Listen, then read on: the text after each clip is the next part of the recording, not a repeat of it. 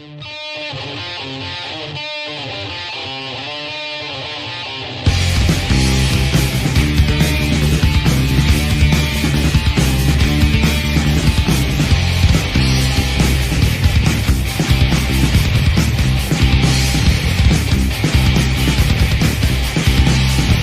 do you scream at me? Why do you think that it's free? It's not a choice made by me. Walls will fall, soon you'll see. But when I looked into your eyes, I can see we need to change our lives. Let me in, then we both win. But not knowing that you're killing me. This silence is building, tearing me fearfully. This silence is building, tearing me. I'm screaming.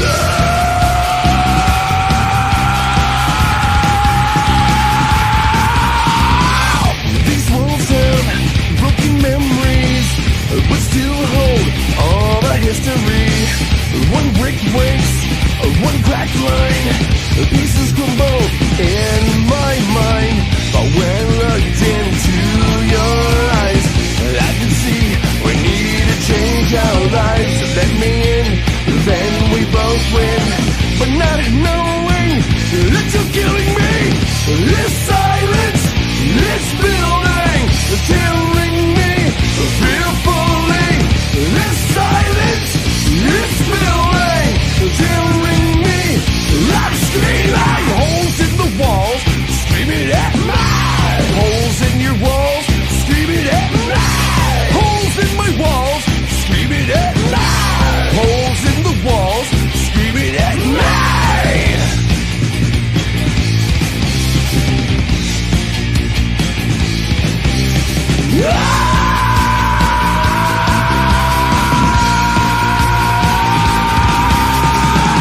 This silence, it's building, tearing me fearfully.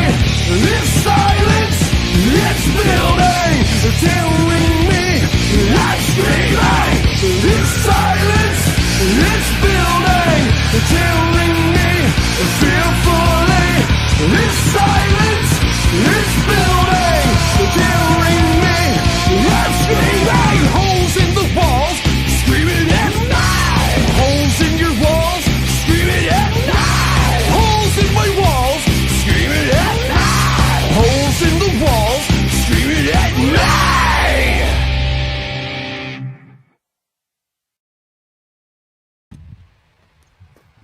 Hey, welcome to the Sunday Night hanging right here on a Sunday. Good day, eh? Good day indeed. Somebody in the chat there recently like, I wish I'd see some pictures of Ben playing on stage. Well, that's why we did that long intro, because he's got a bunch of photos of Ben playing on stage, but the vertical photos, so you see a lot of partial, hey, there's Ben's guitar, oh, there's another one of Ben's guitars, but yes. I know a bunch of you are tuning in to see Haas tonight. Unfortunately, his father had a medical emergency. That's all I'm saying at this time. So, of course, he's with his dad, and Hip was gracious enough to fill in on short notice. So, Anytime, brother. yeah, I appreciate that. So, hopefully, fingers crossed. I can't cross fingers anymore, but when I could, fingers crossed, we should have Haas in 2 weeks. I know I said that 2 weeks ago, but we should have Haas in 2 weeks. Live from out on the road, out on tour, which would be kind of cooler, I think, in many ways. So, yeah, that's what's up with that. Should we get to roll call? Mazel. Yeah. Give her. Scrolling all the way, first in the chat, we got Matt! Matt! Yeah, good to see Matt. Then Paul McNary, sort of feline-shaped objects, I'm sure. Marcel LeBlanc. Billy Baloney, Elbar J. I think it was Lee that wanted to see the pictures performing. Maybe it was. I don't remember. Terry's 3Gs. What's up, Terry? Ferd Burfel. Good to see you, Grand Poobah. Unfucking believable. Thank you for the donation, Chris. I was going to say tonight, we could do some donation plateaus, Ken. I was going to wait until next week with Trev because I have a very embarrassing photo that I was going to say if we hit a certain donation level, which I'm going to save that for one for next week. But a fella found his grade 9 and grade 10 high school IDs complete with photos. Ooh. Right? No. So I'm like, what's one of those worth seeing? You know? I don't know.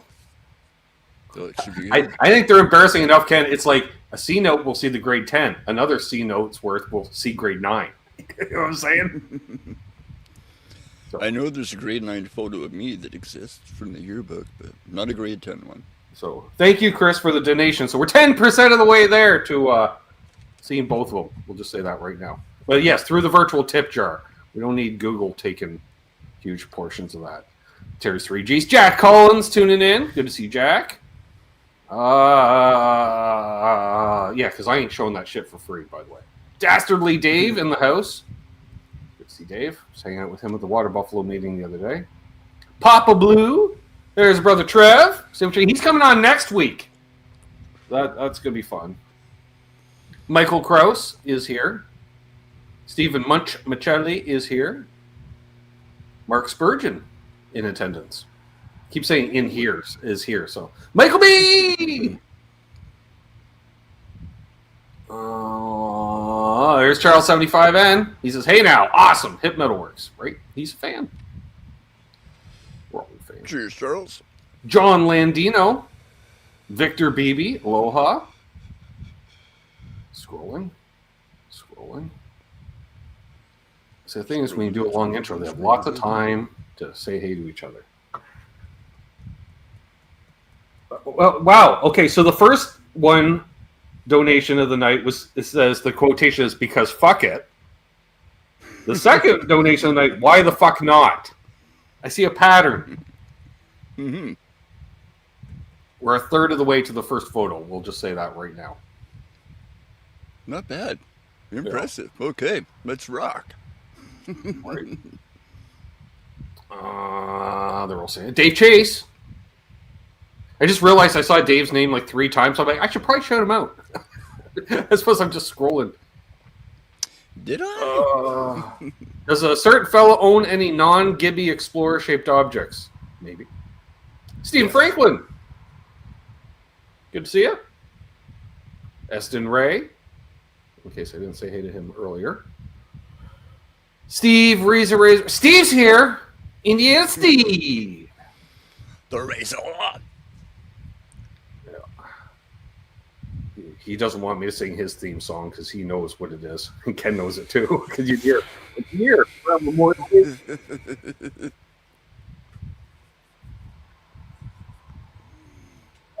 Tim Thomas. Earth. Cheers, Tim. Wow, Mr. Hip. And Earth.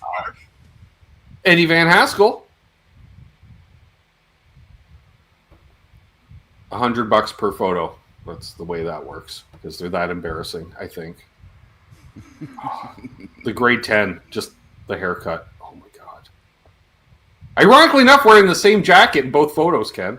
Because, who didn't wear a jean jacket 24/7 in the late 80s? Or the mid 80s. Or the early 80s. Richard Nagamitsu. I still wear one. Because you're fucked. Thanks, Matt. Approximately $78 there. All right, 22 away. Big bitches. Hey, Bo, Guitar Man 45. Unfortunately, for those that are tuning in late, our good friend Haas had to reschedule again. But father is having a health episode, so he's with his dad. Mitch Heyman. What's up, Mitch? Great to see you. Cheers, Mitch. Co-host of the Chuck and Mitch show. Appearing every time it's on. See what I did there? Yeah, I did that. Scrolling. Oh, and we're caught up. Oh, snap, crackle, pop of the wrist. That's wonderful. Mm-hmm. And we're drinking a Mexican Coke. Bill Below says, I still wear a jean jacket. The Canadian tuxedo is my lifestyle, as it should be. I still do. The great thing Ken, for me, was like, because I had a bus ride, like fairly long one, let's say 10 miles each way. Okay, so some time to listen to music, right? So always had the Walkman with me. I was one of those guys like Octo. Always had the Walkman on the hip and the jean jacket. Pack of darts in one pocket, spare cassette in the other one, and you could just take the one cassette and plus preload one in the Walkman. So you had 2 albums, and so you go throughout the day. So yeah, that's what's going on. Hey, Miguel.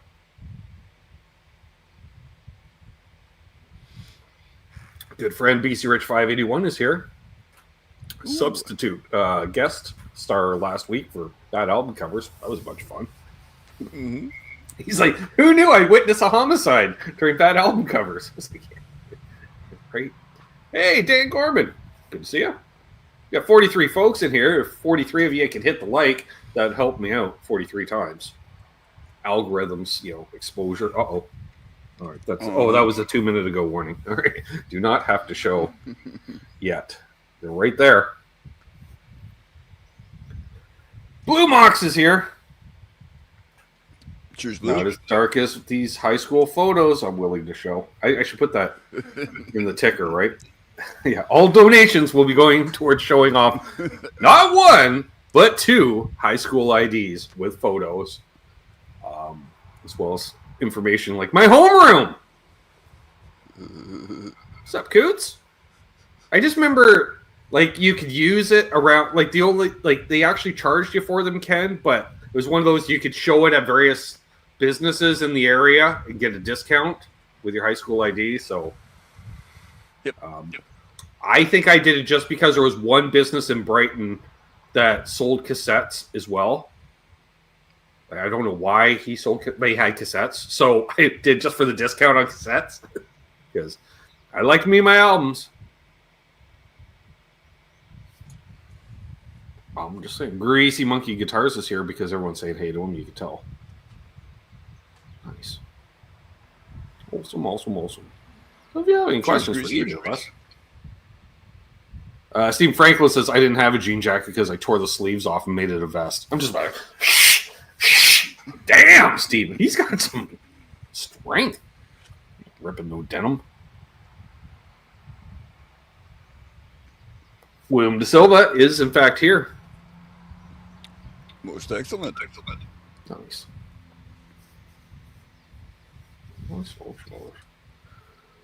Yeah, so, it was literally about an hour ago. We found it the news, so quick thumbnail adjustment, quick guest adjustment. Oh, there is a good one. Charles asks for the 2 of us, what is the one guitar that Ken owns that no one would suspect?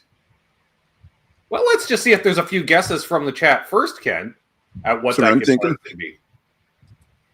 I'm thinking personally, just because the one that I just took off the stand and put away. That's my thought. Well, I've got 5. Most people have seen this. Most people have seen the Jackson Kelly. I think we got it. Yeah, here we go. A classical, a nylon string. Yep.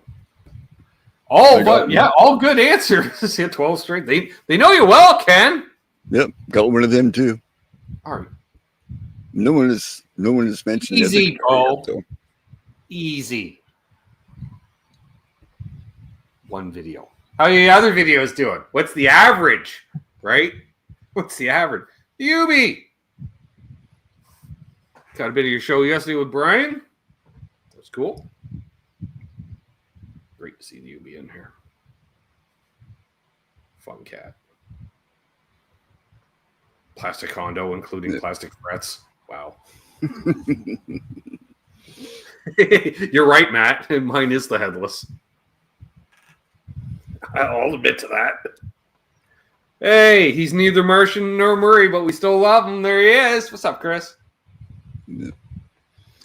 I call him Venetian Vince occasionally in the chat. So, what would you think would be the least likely people would know of your collection? Oh, I want a bass. Oh, well, there's the bass as well. A late 80s I googled the serial number, late 80s, 88, 89, a Pan bass Nice. that was just given to me. As all pans should be gifted.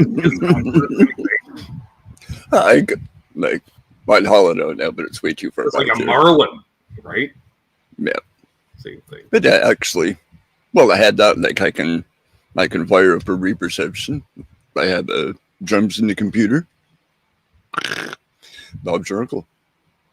Singing guitar, bass, drums, done.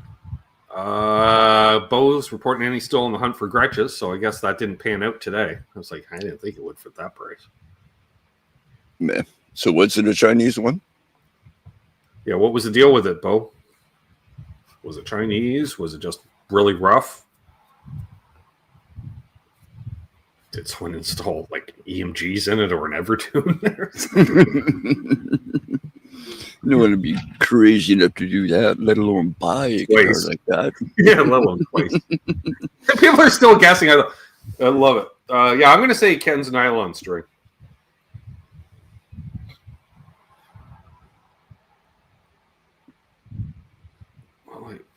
So broke out my crab benzene today. I'm like, what the hell is that? Killer amp. How close to a real VHT it is, but it's supposed to be close. Oh, nice. Right on. Very cool. 44 people watching. Nice.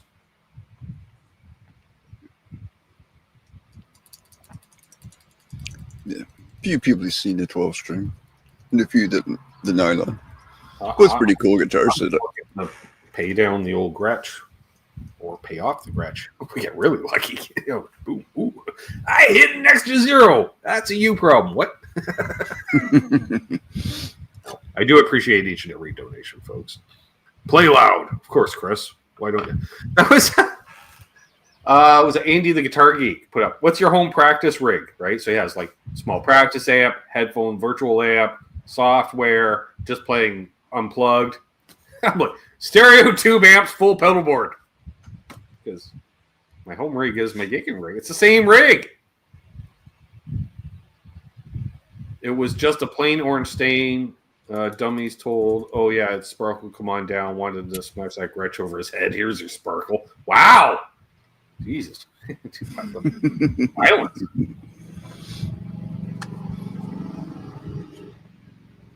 Matt says Hip has some sweet acoustics. Just saying. I like the 12 string. It's super easy to play. Sounds a little plasticky, but like any torrified or modern Grand Lake guitar, it's all kind of imitation compressed, and you know. You already have one, Chris. He's like, Bo, just get a 6120. Yeah, but that's there you go. You know, that's okay, but it's not Sparkle. No problem, William. No rush, but yeah, I appreciate that. You know. Oh, a fella put a screen in the bomb. It's back, folks. Put a screen in it to convert it to hashish usage, and whoa. Yep. So how did Ken start his second guitar trade? Wow. But yeah, I can't wait, William. Fucking actual glass unit by him. Some wizardy looking pipe. Yeah, that'd be cool.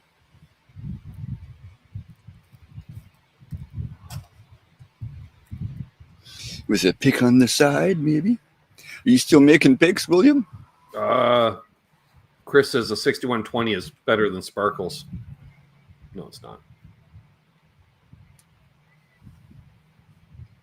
A Country Gentleman's better than the 6120 because it's the same thing but with extra accoutrements like the branding iron CG branded into it. Ever do hash under glass? Is that like a Hemi under glass? No. I put it in the glass ball. Hey, there's Brian. Searching for Tone in the house. Good day. You're looking at basically a Brian Setzer signature bow as a 6120 with sparkles. Also, it doesn't have as many knobs. They just do like one master volume, one master tone, I think. fact, everything's better with sparkles. So Blue Mox wants you to show off your entire guitar collection. That's not so easy. He doesn't understand the logistics involved with that.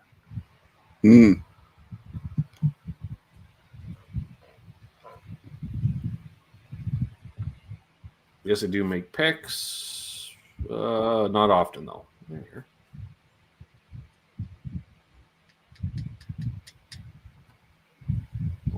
Yeah, it's good to see Brian here. We got a big old crowd. Well, I say we got a big old crowd. No, it's dropped to 41. Wow. How about that?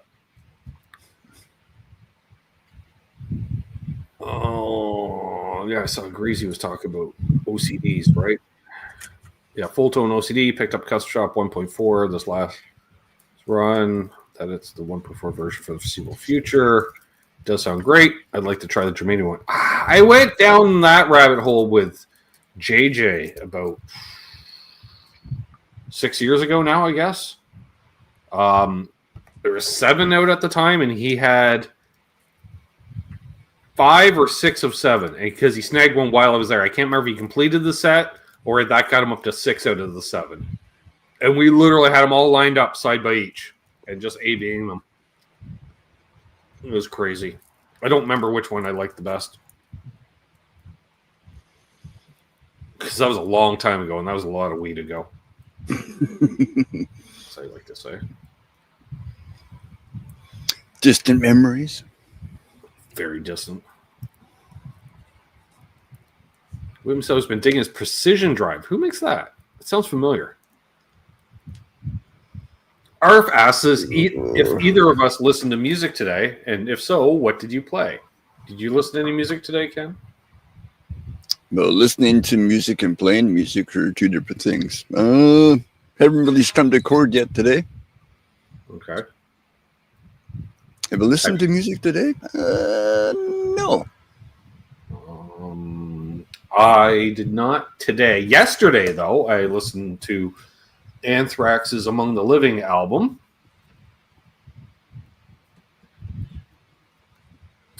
And was there another album prior to that yesterday, or was that the day? There was. Well, yeah, no, I'm thinking that might have been Friday that I listened to Zeppelin's In Through the Outdoor. Man. That might have also been yesterday too. I don't know. Although I have queued up because it's shorter was Metallica's Garage Days, the first one, not the shitty shit that came out later, and like the first one where we got the new kid on bass. Check it out, folks, because I just love the rawness of that album. Plus, it's mostly covers. Is that? So I got Garage Days queued up. I don't know if I've ever heard that. Really? True story. Wow. Yeah, it's cool. I think they do like a Misfits cover, Killing Joke. I don't know. It's like 4 or 5 punk songs. And then you flip the cassette over, it's the same 4 or 5 punk songs on the second side.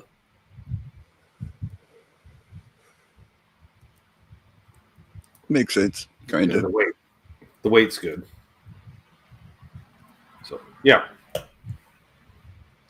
Richard Nagmitsu has Elvis on the turntable. I have nothing currently on the turntable. I've been in cassette mode the last couple of months. Rediscovering my cassette collection. I'm still missing a handful, and it's pissing me off. I've got a Jones and for Kisses Destroyer album, and can't find it. Found all my 80s Kiss. Yeah, no, I don't want to listen to Asylum or Animalize or Crazy Nights. That was a dark period. Very, very fucking dark. Charles has a question. What is the one song Ken refuses to play?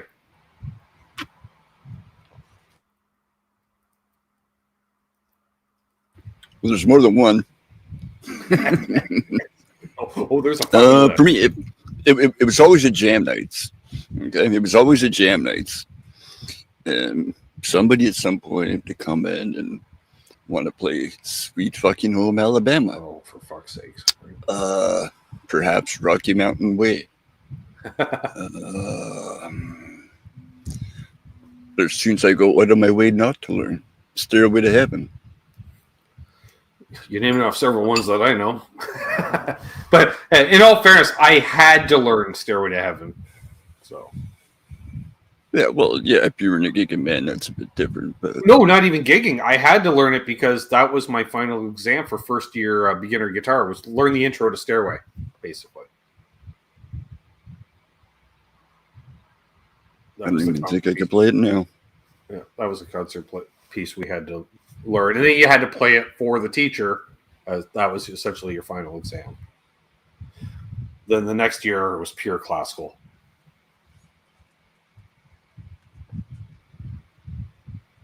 So, yeah. There's a few. No rap. I played in country bands, so I've done that. I don't know. There's a few. And I played them live, even though I hated it. Feel Like Making Love. Oh. That's part of the acoustic set we used to do, Ken. We'd add that in. Which makes it even worse. Oh, yeah. Charles asks, what's the one song you can't stop Ken from playing? I can stop from playing any song. You know that. We got mute buttons. A couple of songs. One is called Brother John by Joe Satriani. It's a little solo acoustic guitar thing. They're all little Satriani blurbs, basically. Any of his little acoustic bits. That kind of stuff. Keith's here. Matt, I was thinking that. Oh, I thought of that. Yeah. Richard Nagamitsu asked, what was Ken's first guitar? I don't even know if I know this. Oh. First guitar? Yeah. Charles asked that question when you're on with him, but again, that's fair. That could be. I'm going to say, 1974, 1975. You're living in a Forces Place, Air Force Base, about an hour north of Toronto. So we went down to the old Sears warehouse. Well, at least you mentioned the location this time, as opposed to when you're on with Chuck. Yeah, so we're in Borden. I'm like, Ken, I'm the only guy who knows what fucking Borden is in Charles's chat. Pretty much. Yeah. One of Canada's bigger Air Force bases at the time. Yeah. But an hour north of Toronto. So we go down to the Sears warehouse. A little kind of almost Gibson Hummingbird looking. Single pick guard, but with the fancy kind of viney, flowery, and sunburst. Red and yellow. It was pretty grody. Nice. I'm going to beat the hell out of that for quite a while. Nice. Very cool.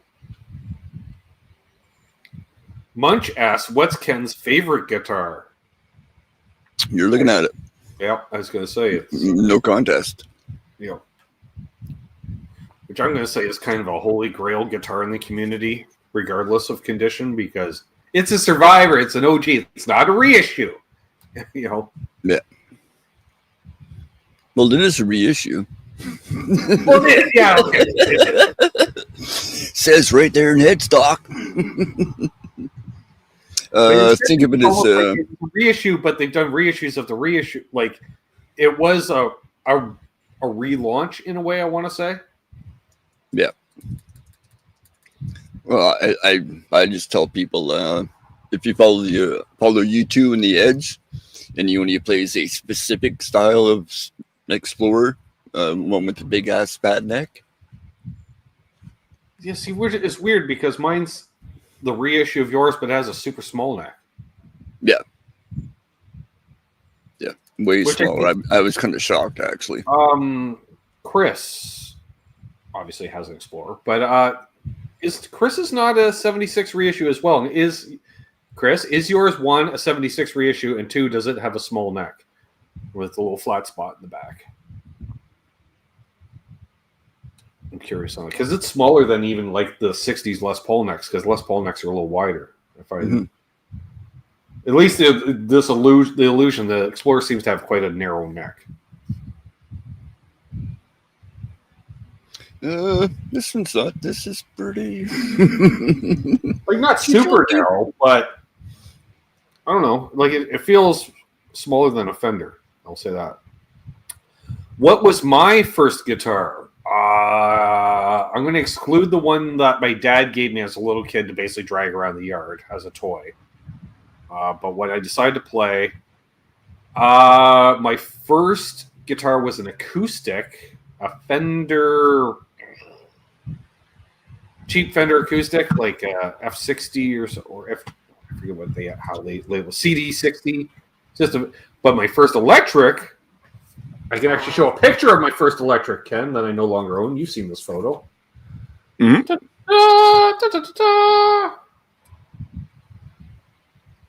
Shazam! The old leopard print blanket.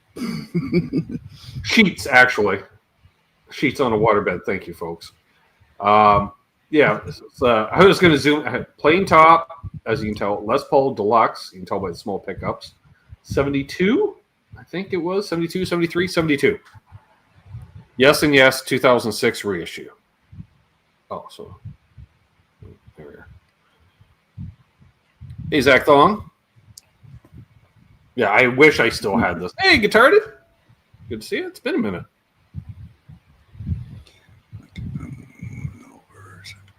Do you guys still have it first? No, I sold this for a stereo, Ken, basically, or towards a stereo.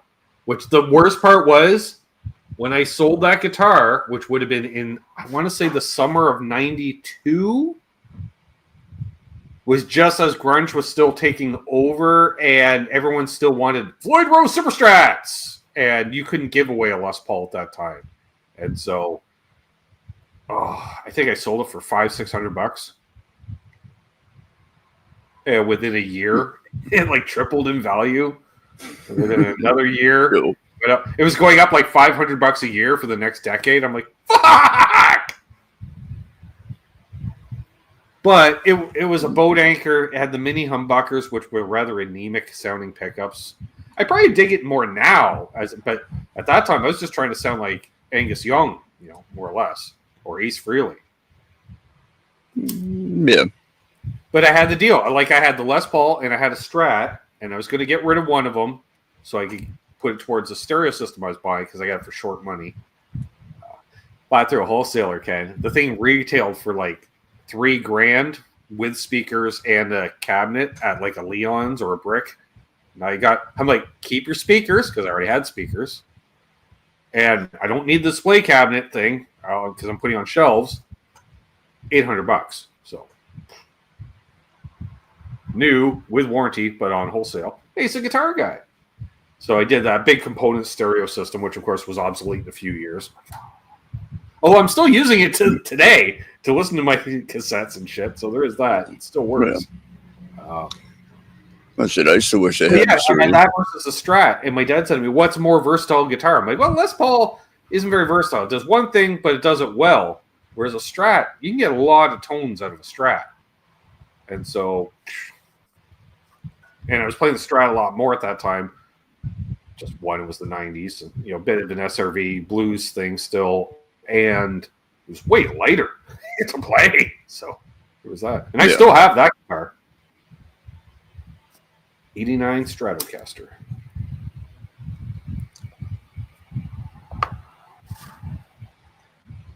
Got rid of that Fender acoustic quickly in high school. Basically flipped it so I could get a Fender Classical. I needed a Classical for classical guitar class by grade 12.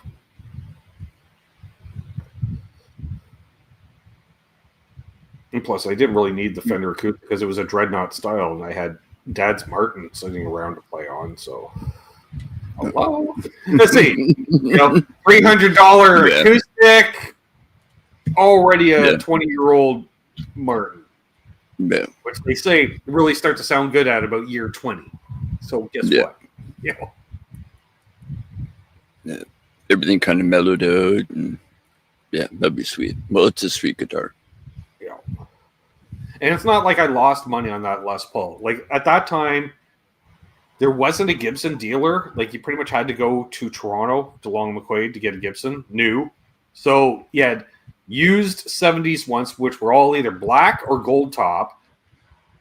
Shit ton of buckle rash, weighing a ton of, because there were 70s Les Pauls, weighing a ton. And they were all $500 used. What's up, Milt? So the way it worked, I found the ad in the paper for a Les Paul. I'm like, okay. And I went to the guy's house, and when he answered the door, I had my father with me, Ken, which was funny because, like, we saw the ad, and because Friday night, as most people know, for seafood business, Friday's your busiest day of the week. So once the dinner rush died down at around, let's say 8:30, Dad literally hits the old no sale, grabs all the big bills out of the till. So we have cash to go buy this possible guitar. And then I was good because I had some money in the bank and shit, but it just made sense. I'm like, all right.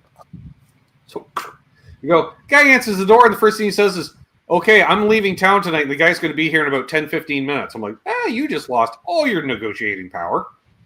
Because I think he was asking, it was because he said it was a burst in the ad, like a tobacco burst, as you saw, Les Paul, and he wanted, I want to say $700 for it with a case, and I'm just like, oh, I hear a bunch of geese. That's weird. Anyways, I was like, okay, let's go check it out. And I thought maybe I could talk him down. He also had what turns out to be a keyboard amp with a single 15 solid state keyboard amp, let's say 50 watts, single 15 in it, 60 watts, I think it was actually, made by Hohner. I'm like, okay. He also had a couple pedals. He had a Boss CE2 chorus, which, even at that time, industry standard. Yep. And then an OG MXR Distortion Plus, sans LED.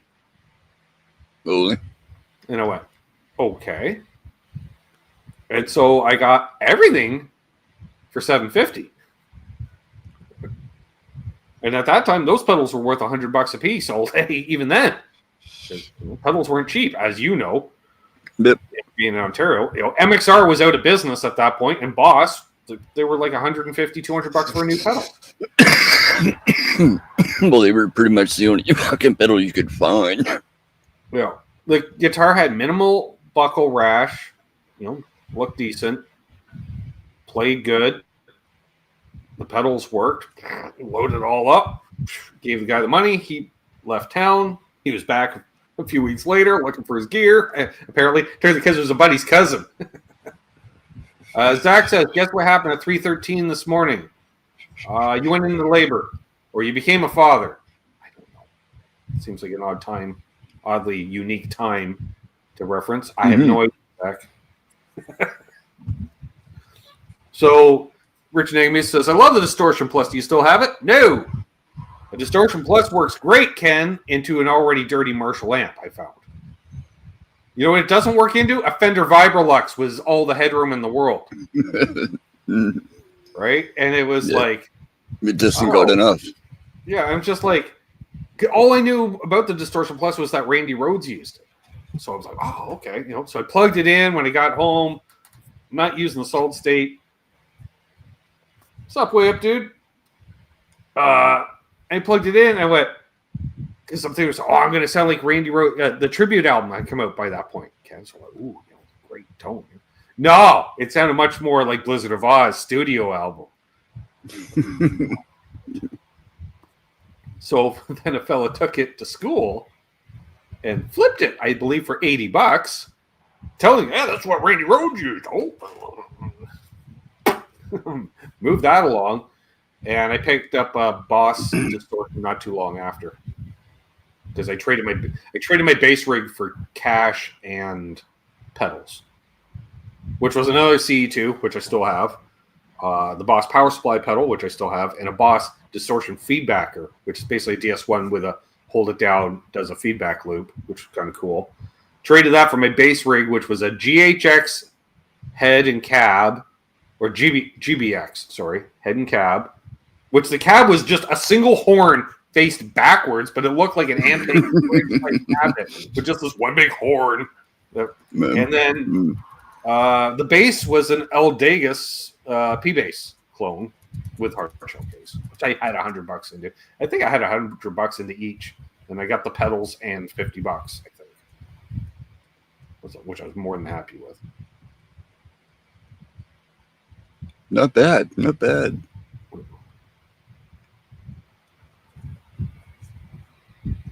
Oh, Zach got 3 video calls from Ed at 3 in the morning. That's that. Ed, if you're watching a replay, don't do that.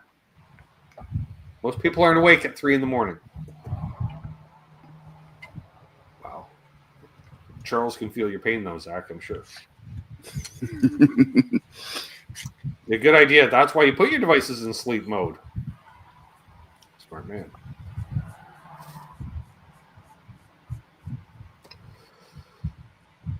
So yes, folks, that happened. And once again, if you make a donation to the virtual tip jar, we are looking to show off my high school IDs if we hit a milestone.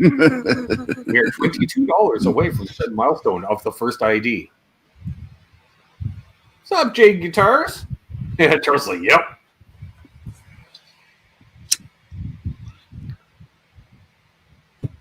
So yeah. What I say, I'd show the grade. What do we show first, the grade 9 or the grade 10? The grade 9, 10, I guess. Well, you got to meet. Well, yeah, grade 9 first, got to be right. We'll show the back of the ID first. Go Blue Dragons. Just saying.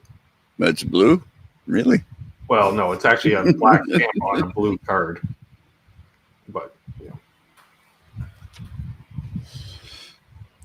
I get the sentiment. Student ID for the 1988-89 school year. Cool. Start with the 6th grade. No, we're not digging. I don't even know where most of those photos would be, Charles. But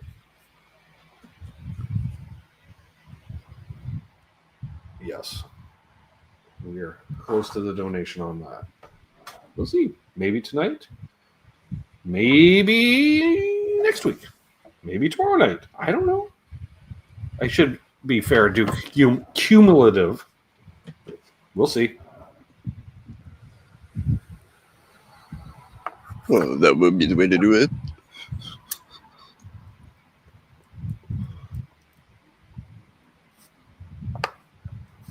Or do I?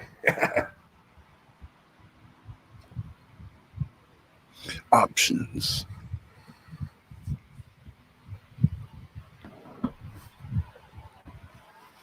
Oh, high drama going on in the chat. Hey, 53 people watching. Look at that. Don't eat the blue waffles. What? That's rather just of left field, but sure. All right. Blue waffles or blueberry waffles? Oh, those are yummy. Charles says, Ken was always cool, though. I'm sure he was. Me? Oofda. I don't know. Yeah. I don't know if my yearbooks are still here or not. I think I may have given them to my sister, but I could also show yearbook photos, which is basically me wearing the same thing without the jean jacket. Just to change it up a bit. Right.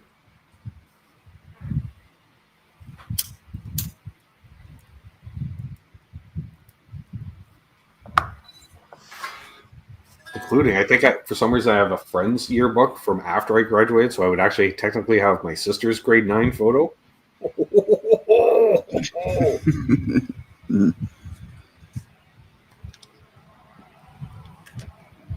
I remember Sugar. I had the Copper Blue album. I listened to it a lot. I listened to that album a lot. It was one of the first CDs I got. So as such, we only have a few. You listen to a lot. The same. Yes. You get to know them well. But I went crazy into CD once I got the stereo system because I had the 5-disc changer, and I was buying at least a CD a week, probably. I always did LPs, like up until 2004. Always did LPs. Had a few CDs, only because I couldn't find an LP equivalent. Yeah, I got in. I think it's because I got a Walkman before I had a stereo of any kind for playing cassettes. I got a Walkman, so it just made sense to just go with a cassette route rather than buying vinyl, but then having to play it on the family stereo system, whereas I can play cassettes anywhere in my room or hanging out outside in the yard to that long. Yeah.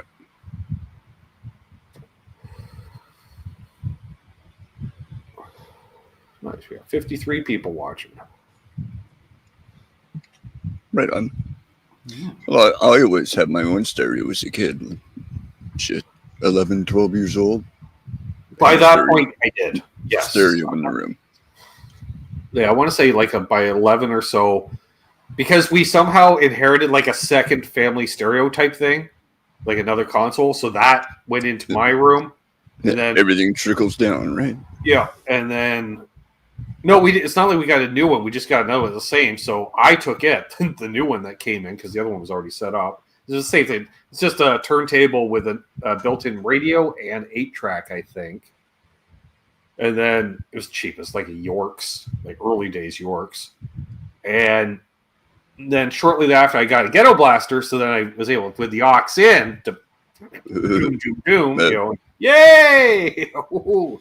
Then I could listen to pretty much anything, because I think I had half a dozen 8-tracks even for some reason, like found or whatever.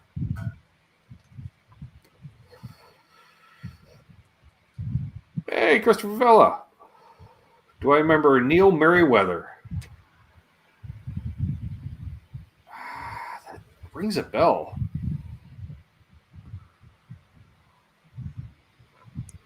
And Richard was asking if you still have your vinyl collection. Unfortunately, no. And the kick-ass stereo used to play it on. That thing was fucking sweet. Oh, guy put up a pair of Pioneer speakers on the face space today for $80, and I was almost snagged on them, Ken. Like triple speaker, big, high. I'm like, oh, they look sweet. So we could use those. No, I was one of them snooty audiophile types back in the day. Hey, what's wrong with that? Like you actually sit down, plant yourself in a chair between the speakers, and throw on some Floyd and go to town. I kind of do that now, Ken. Yeah. I have the two speakers on opposing corners of the room, essentially, facing almost each other. It works. And then I'm on the couch in the middle of it all, rolling numbers, as they say. Get my head into a different space. Yeah. Wow. Yeah, I did that. Hey, you look just like a cousin I have, but you seem cooler. Seem? What's up, Doug? How's it going, Doug? Good to see you.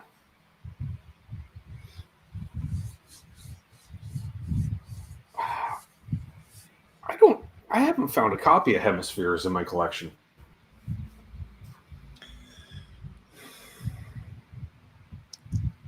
I don't think I ever had it. I do that all the time down here in the rumpus room, right? I remember quadraphonic systems, Marcel.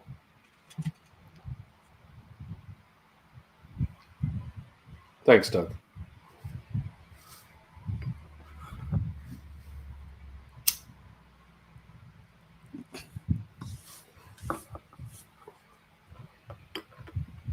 Yeah, I was always into music. And I'm glad that I'm actually listening to a lot more music again. And forcing myself to sit down and listen to an album start to finish. You know, no skips, no single tracks, actual album start to finish. I need to throw more of those on my phone. Because, like, now I just run through a playlist, right? Just random. Go. Yeah. A couple hundred tunes or whatever. But yeah, Heavy, you can't mellow. get the whole album as a single file. So you're just essentially, like say, forced to listen to the whole thing, which is good. Yeah, it can be. Yeah. Well, the trick is to get the right digital file. A FLAC can be I'd cool. love to upgrade my stereo system in many ways, Michael, but we're not exactly close.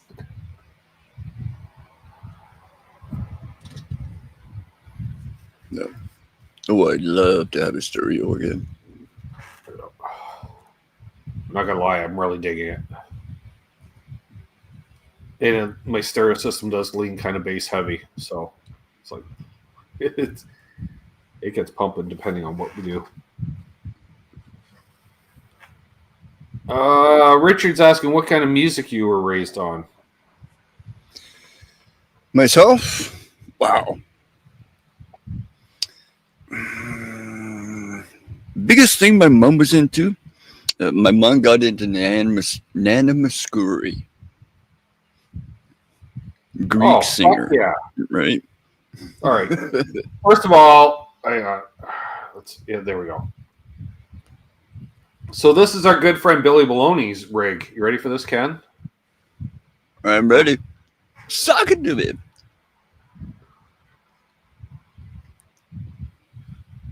I'm not gonna lie, it's pretty fucking epic. That's a lot of vinyl, a lot of discs. Mm-hmm. Cool. Nice, Billy. Real nice. 5 turntables? Nice. I have 2. One works, one doesn't really work. One needs work because it's got an issue. I think it's gear driven and it's missing a tooth. No, that's not good. Yeah, it's fucking karma. Yeah. I always stuck with belt drives, usually. Direct drives at the time were kind of, so. They were hit and miss. Yeah. I don't have the Star Trek album. Do you, Doug? The Canadian compilations I had were This Is Rock and Hits and Overdrive. Which I haven't found either of, actually. Ironically. No big shiny tunes? Later on CD, I had a couple big shiny tunes. I just found they got weaker every year. Like the first couple were good, and then it was like, 7 out of 10 songs are good. Then 6 out of 10 songs, and then 5 out of 10. I'm like, now there's only like 3 songs on it. No, it's all crap. True story.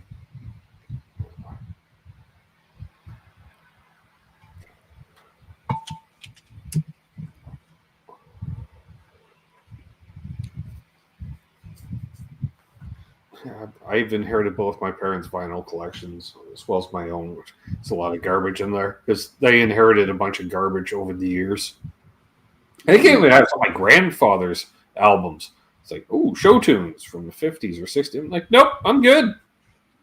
Those weren't even his. I'd say those were my grandmother's because I don't recall him ever listening to that shit. Because he always just had the radio playing.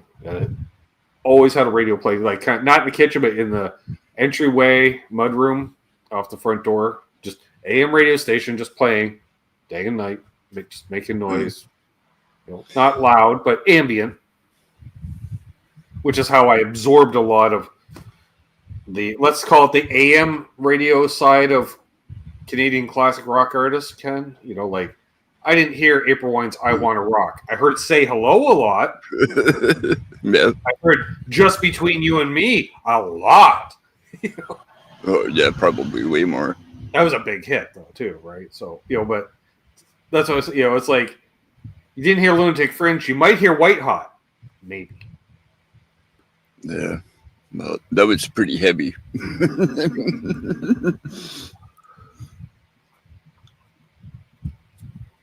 So what was that? It's pretty funky back in the day. You snoring, Doug.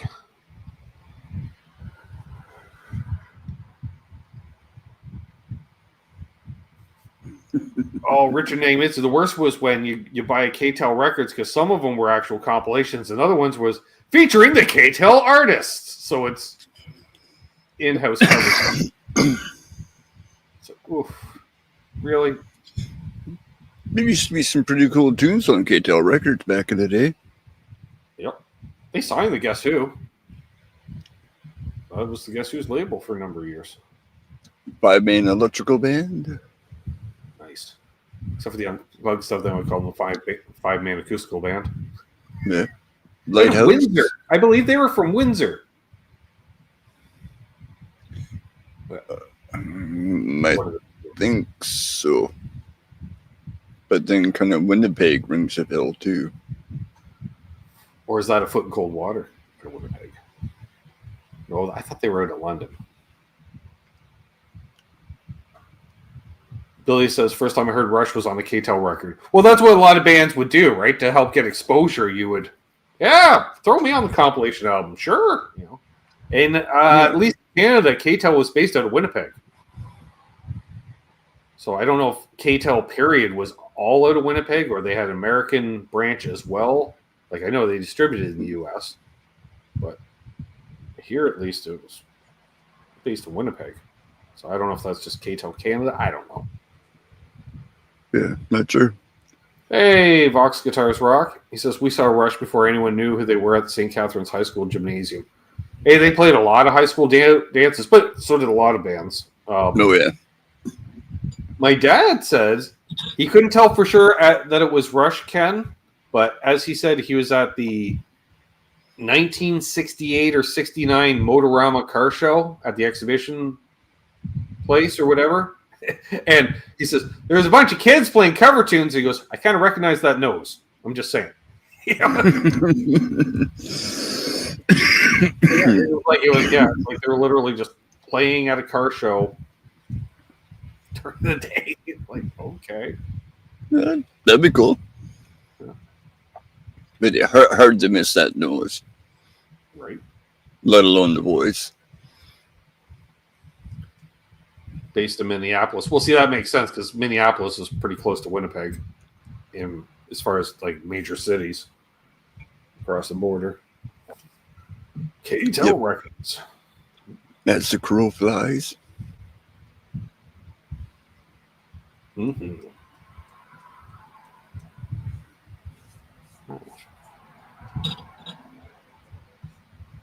As for those that are tuning in, I just noticed the title here says Haas here, but I did change it on the YouTube side of things. But still, anyways, Haas would have made it, but his father had a medical issue.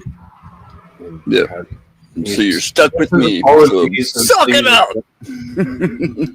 He said, please accept his apologies, and he's going to try to make it up to us in a couple of weeks live from on the road in Europe on tour. What?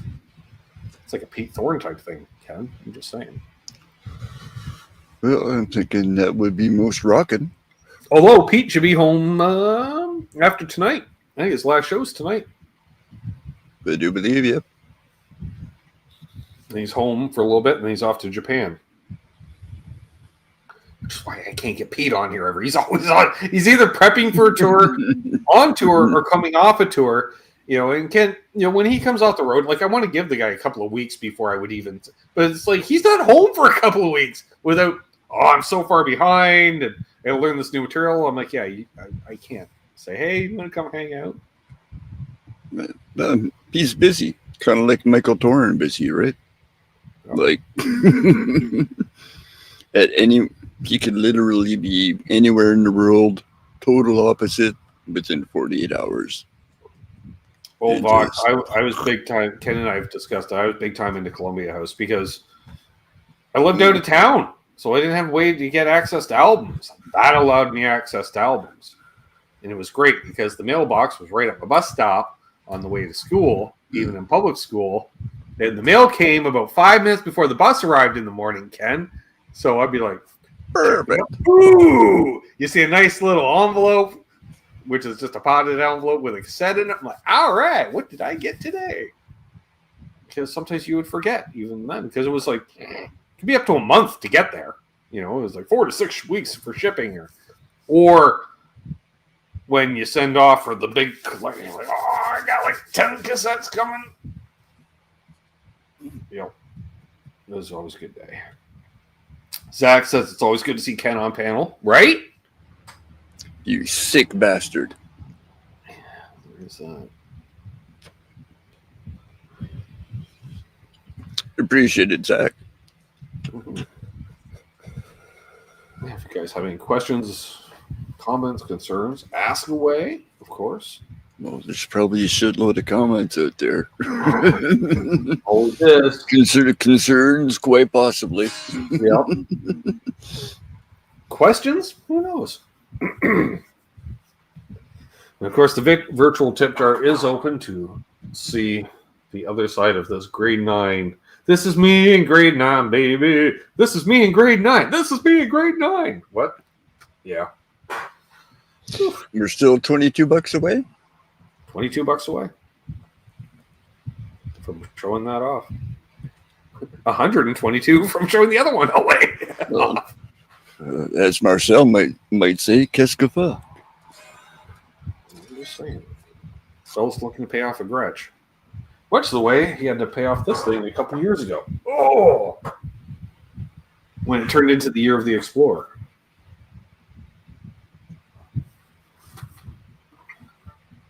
Yeah, very small back. Yeah, by comparison, yeah. Right? Oh, good microphone bash, but if I do that, Well. Oh, yeah. I can see a difference.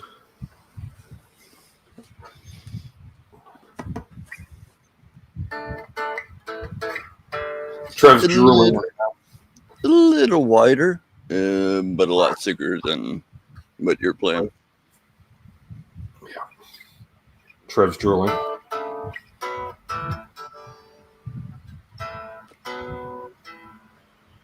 Well, everyone should have one.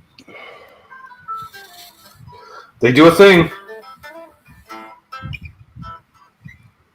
that's different from a Les Paul, an SG, or a V. True.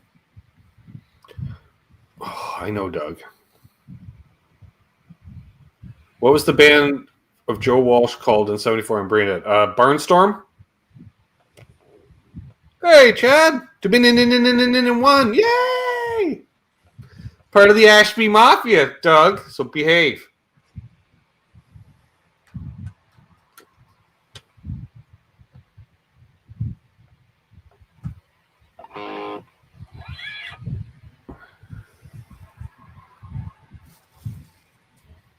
Won't have a fight in the chat. If Rob Blackmore shows up, Ken, then we got a guy from Sydney and the guy from Glace Bay in the chat. There'd be trouble brewing. Right. What's up, Dennis Ellis? Good to see you. G Guitar is here. Where is Sarah? Sarah who? Who's Sarah? I don't know Sarah. So have I. Once. I did the one tour around town. I'm good. I don't need to go back. I'm from Belleville, but even more depressing. Right. Zach says he's saving for something expensive. I think I know what it is. An Explorer? Attaboy. I think he's looking at a Tone Master Fender amp of some kind. I do recall that, yes. Lord Thundering, right, Patrick? All of the Lord Thundering are great at each other. No, it's great to see Chad in here. It's been a minute. Always enjoy seeing him. We got lots of Canadians in the chat. We got lots of non-Canadians in the chat. It's okay. We don't judge. We do, but we're nice about it. We don't talk about it. We'll just silently judge. That's the Canadian way.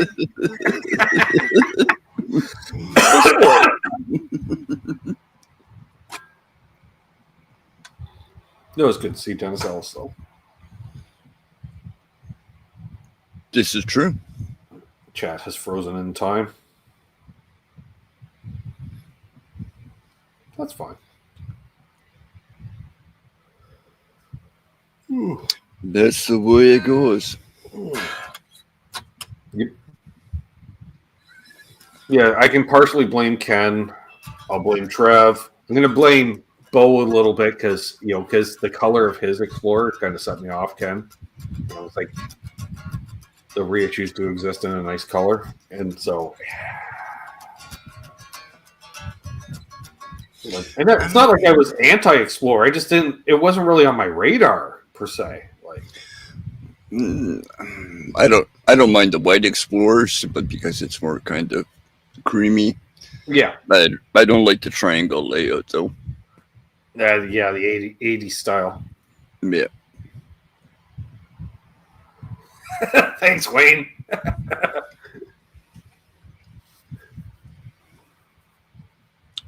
Cheers, Wayne. Gold hardware on an Explorer. Yep. Bose does not have that. It's hit and miss. Sometimes they do it, sometimes they don't. Gold definitely on the natural finish. Actually, even because black looks better with gold than chrome. Black and chrome just kind of looks cheap. And then the off-white, you kind of want gold as well,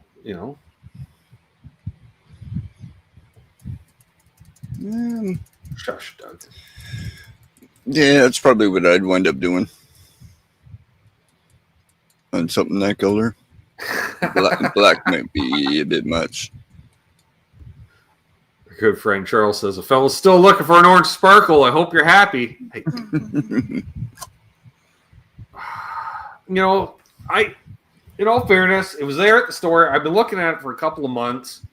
Like, not playing, but literally just noticing it when I'm in the store. I'm like, oh, yeah.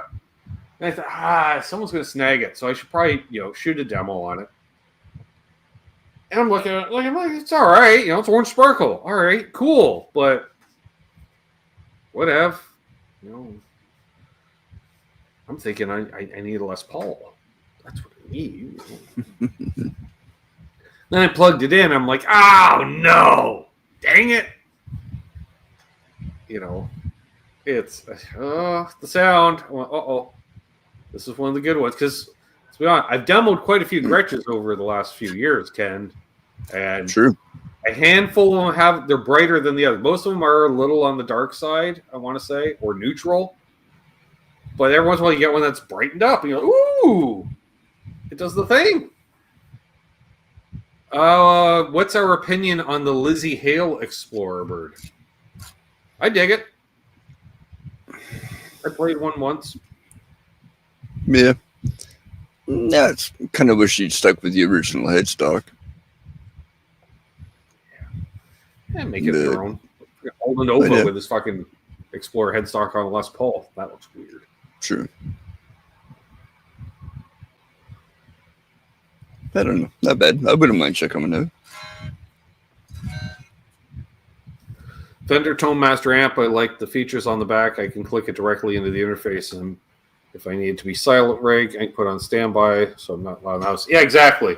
I figured as much. Like, they're not my thing personally, but I get it, especially for what you want to do with it, and I think it'll really work well for you. See, Billy has the Tone Master Deluxe, loves it. I would look at the Tone Master Princeton. My only problem with the Princeton was it wasn't loud at all to me. It was like practice amp loud, Ken. But that would probably be okay for him because it's not like he's looking to gig with it. Plus, it has all the digitals out and stuff. Plus, it's a Princeton. Ooh. And I think they're a little more affordable because they're smaller. I'm just saying, Zach. They'll probably work out nice. Might be worth looking into. Yeah.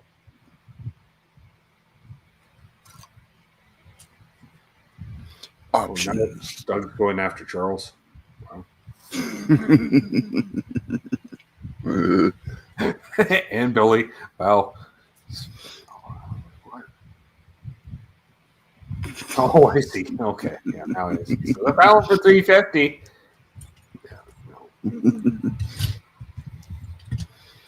Easy now. Settle down. Jesus. Yeah, easy. Yeah. I suppose I could show up. What a fellow's trying to.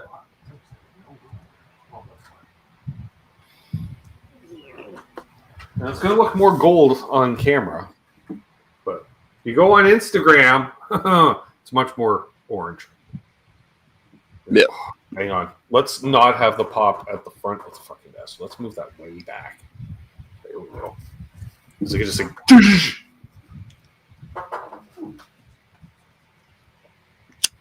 here.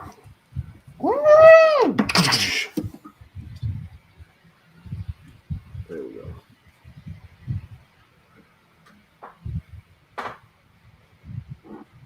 Demo is on the channel of it if you haven't seen it already.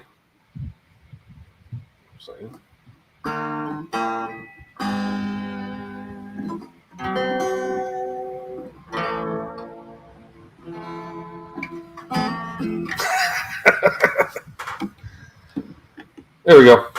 So yeah. Fella didn't mean to take it home, but Yeah, don't really have a choice. sometimes shit happens. Yeah. Matt's like, I got one of them. Yeah, it's definitely more orange and all the sparkle. Yeah. There we go. Yeah, pretty cool. Ooh. Yeah, it's a tune because I touched the bagel stick. You can't watch that. It's more of a looking at trim system than a using trim system.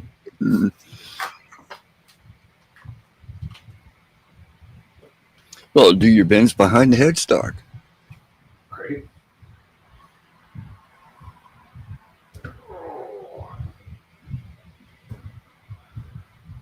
It'll go on the bench soon. Fresh strings. Once you go orange, I know. Dave's got a nice Gretsch Jet in purple that we showed off the other day. That was cool. On Friday night. Yeah. Showed it over on Pearl's channel. I'm like, oh, that's pretty. Oh, the purple sparkle. We just about raised a payment. Closer. No, but I think my payments are about $85 a month. Yeah, that's not bad. Nope. I'm not saying for how long. You're saying exactly what it costs. Because there is some interest involved unless I can pay it off. Sign here. Yeah. You think? I know.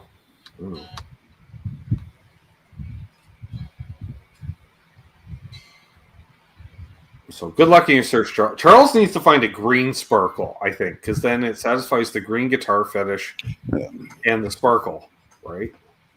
Well, if I was a fine fabric top doctor kind of guy, I'd talk to Matt. He seems to have a knack for finding shit. You know? Yeah, but in Charles's price range is the hard part, right? There he is. Always about an hour, Ken.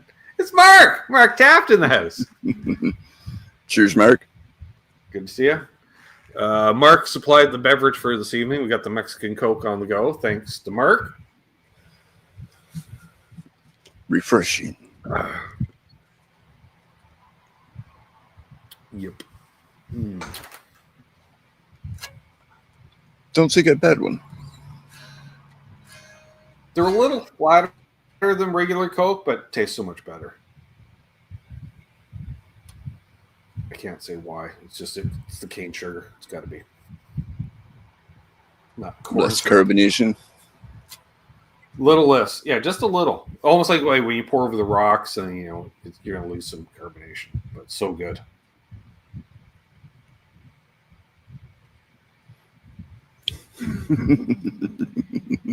Matt has to play with your soul first. Your soul. I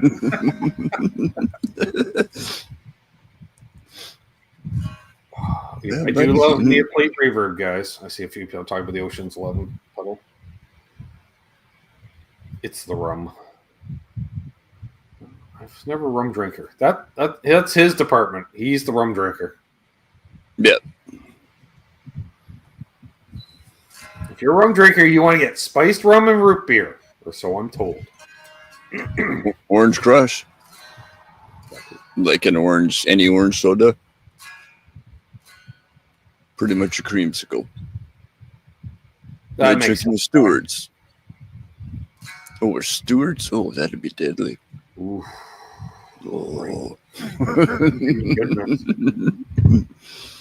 Yeah, I totally get that, Zach. Yeah, you can't be playing all loud late at night, no matter how good you are. I know. Bo says, "Just give me another week, and this fellow will have a sparkle." Okay, you're on, Bo. It's the final countdown.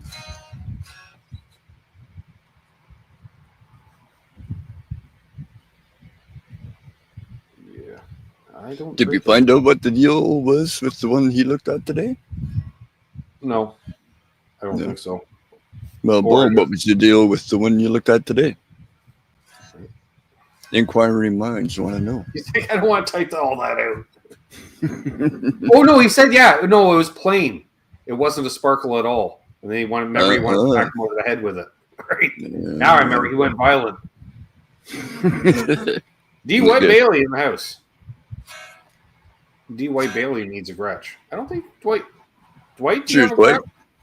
I don't think, or an Explorer. Neither. Oh, that's a major faux pas there, Dwight. Yeah, I'm just going to plant those seeds. Gretsch and an Explorer. You know that's not how it works, Dave. Although you've done the Texas Toast deals, you could probably build on something and spray paint with all the sparkle. Get the Bass Boat heavy glitter sparkle. Ooh, yeah. In a candy. So you make it deep too. Why does the guitar weigh 11 pounds? Because there's 3 pounds of lacquer on it, but it's like sparkles like 5 deep. Whoa, that finish is so deep. That's a hard no at Vox. No. Norma Kelly.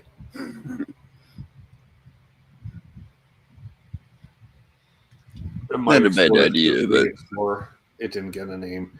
I kind of stopped naming my guitars when I stopped keeping them in cases. Like I used to name them, Ken, because everything sat in a case, and especially when you had 4 Les Paul cases all next to each other, you had to differentiate. You can't put Les Paul, another Les Paul, yet another. So they all had nicknames. Like when it was gigging with like the song you heard opening the show tonight, for when I was gigging with them, for the longest time it was 2 black Les Pauls, a standard and a custom Epiphones made in Korea, both. And the first one I got was the standard, and I did word association on Black Betty. All right, so Betty was just Black Betty or whatever. So then I got the custom, and I'm like, geez, Ken, what goes with Betty? Veronica goes with Betty. So then there was Betty and Veronica. Yeah, I never did that. Why? My mentality, but no. Well, Jay Tercer was Jimmy J. I didn't name the white one they played because it wasn't mine. It was actually my girlfriend's guitar. She bought it, didn't know how to play. And she's like, well, you guys can use it and borrow it. And it had like a whitewash finish on it, like you put on cabinets. So you could take a coin and rub it, and it would leave a mark type thing. And I was wearing a fairly big belt buckle. The first time I put it on, and I could just see white flakes falling on the floor. I'm like, and I look at the back, and it says, like it looks like I went at it with a pitchfork. I'm like, oop. So within a day or two, I started putting a piece of masking or duct tape there, and they just built up. I had this big maxi pad of duct tape, like 8 layers deep, and I left it on the guitar when we split up. Did you follow up with an arch top? The Gretsch is an arch top.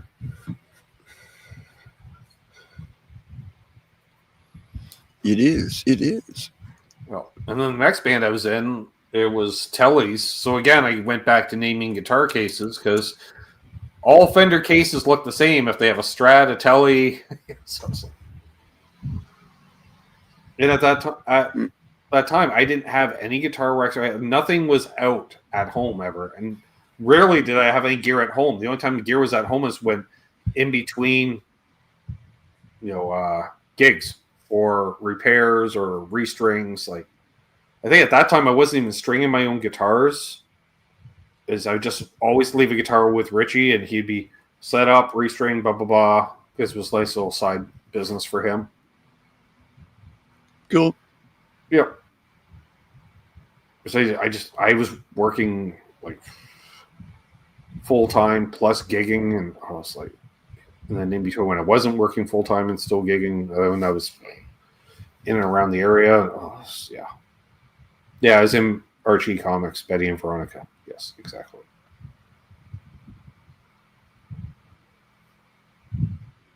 And I'm going to start playing 2 bands at once. I literally had gear at that practice facility, that would go from there off to gigs back and forth, but never at home, usually. Or if it was sitting in a storage unit in town where I kept gear as well. Our family rented a pretty big storage unit, like the size of a 2-car garage. Just cool. Full of all kinds of office equipment, because my mom did office stuff. So she would set up like an action center if a factory was closing to help everyone find jobs. So part of her task is like supply computers, find out office furniture and blah blah blah. So we went to a liquidation place, snagged some surplus office furniture at a fraction of retail prices, Ken, and was able to rent it or lease it to the action committee. And part of it was a side hustle for my dad. I mean, we'd go and move the desks and bookshelves and stuff, bring them in, boom, boom, boom. Get paid X amount of dollars for doing it. Is the Urinable Access one of your favorite guitars, Ben? Actually, Chad, it is. In spite of its natural finish, which I'm not really a fan of, but I like it on that. I'd rather have a burst. Like, if you're going to go natural, just burst it. Yeah, that's all I ask. But, it's probably got the best pickups, or best sounding pickups that agree with me. Whoops, almost hit the ball. Let's move that. Oh. Moved out of the danger zone. Well, that's what we're talking about here, folks. Ooh, look at that quilty top. Can we show the bird's eye? We can show all the fingering in the bird's eyes, and oh yeah, Get a bit of it. It's fancy.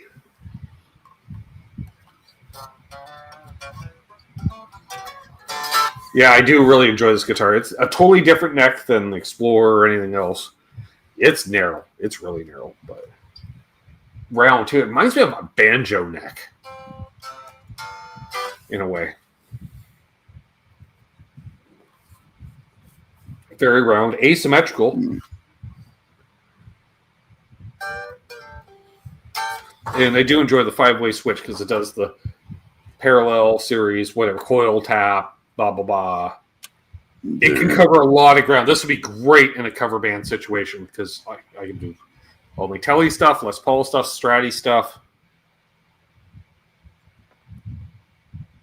Right? It is a quilt top. It's a made in USA. And you can tell, see, like there, you get some lines going up and down on the left. You can tell it's a real top because it moves around. That's how you tell, Ken, over the lower end stuff. If you do this and there's no movement in the wood, it's because it's not deep. Yeah, and this is it's a hardtail. I dig too. I don't need a wiggle stick. Snagged this the same time I snagged the Wolfgang. You guys want to see the Wolfgang? I mean, it's right there. There you go. Mazel. Yeah, you want to talk amazing tops, Vox? Ooh. This one's got the flames. Or, yeah, oh, there we go. It's like they kind of wash out there, but then boosh. Yeah. Oh, with the matching headstock, which is my favorite part of it. The burst on the headstock, Ken. Yep, I dig it. Yeah, this is like a 2011 made in Japan. They only made them for a year or two. It's not an arch top. It is a flat top because it is a special. Yeah.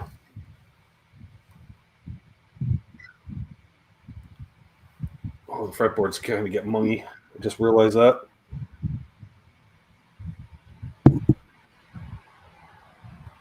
Yeah, cool. It's got some nice bird's eye in there, I think. Yep. Especially down there. Can't really see it. Underwinder.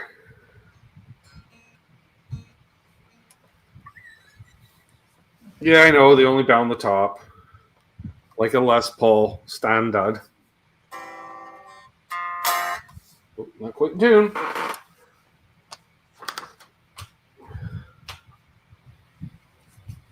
Yeah, the crazy thing, I got those the same day, Ken. And the Ibanez bass that I have. That came home the same day, too. I was a fellow Score. right? You don't. You just carry on. Yeah. Well, fortunately, friend, rest in peace, Dave Nesdall. Nesdall was still alive at the time, and Ken, he was at home all day. So, and he's an expert on all things that we'll call it. And so, guy says he's getting out of playing. Come. You want to buy my stuff? I don't know. Or you even see if I could pass along consign. That was the original idea. Was like, if I want anything, fine. If not, consign it essentially, and I can move along. I'm like, all right. So I go down, and we're in the back room of his store, and look at the shit, and customer comes in. All right. As soon as he's gone, I start snapping photos. Sent them to Nesdall. What do you think? He's like, do you know what you have there? And no, I don't, Dave. So he called me really quick on the phone, so it'll be quicker. He's like, yeah, that's a made in Japan, blah, blah, blah, blah, blah. Only made for a year, really a year and a half. They have the leftover parts, so we went to a year and a half product run. I think they're all serial number as of 2011. So and they told me about the Ernie Ball access. It's a made in USA, blah, blah, blah, blah, blah. I'm like, okay, cool. The rarity of the fact they're hardtails because most have trims. I'm like, okay, sure. And then the guy's like, well, what are you thinking? And it's like, I think I was going to buy the Wolfgang and then try to flip the Ernie Ball because the Ernie Ball was slightly more money. Well, more money, period. And then turned out to I brought them home and I tried each one. I'm like, fuck! I guess I'm owning both of them. Because they do different things. They look similar, but they definitely do different things. And played the Wolfgang first. I was like, wrote Greasy Weasel on it like in no time. I'm like, ooh, okay. It's like a hot rod Les Paul, hot pickup, blah, blah, blah. Then the Music Man plugged it in. I'm like, oh shit, this is a more mature version of the same thing. And, oh fuck. Well, I guess I'm buying both of them. Yay! I don't know how to do this, but Hate it when that happens. I was fucking broke for quite a while. Like no money. I was like, don't call me. Don't do it. Like, I just stayed at home and did nothing for months. Yeah, good way to save money. That's true. Practice guitar, listen to tunes. Yeah, whatever floats your boat. I was doing YouTube by that point, but that was it. Like I was work and YouTube. If there was no going out and hanging with friends. Not even going out to jam because I found inevitably every time I go out to jam, I have a few drinks, have a few tokes. Well, I was like, it adds up. Grab something to eat. That is a nice telly that you have there, Zach, the made in Japan that you got from your uncle.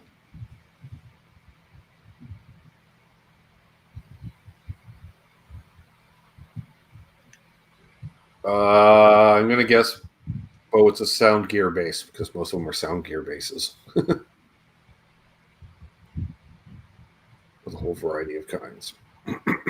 Yeah. Almost bought one 4 or 5 years ago, a 5-string. They're like, shit, used. $550, $600 out here. Yeah, I had one that I bought and sold back and forth to a buddy a couple times, and then I lent it to him and went along with a practice amp. Unfortunately, he passed away shortly thereafter, and then when I got in touch with his brother who was going to clean out his apartment, I'm like, yeah, can I get my bass and bass amp back? He goes, oh, those were yours? I sold them. I'm like, what? No, he didn't even sell it. I think he gave them. He gave them away to like one of his kids' friends that was wanted to learn bass or something. They're like, oh fuck, all right. Well, yeah. So I was like, this is what they're worth. This is what you can pay me. Type thing. So.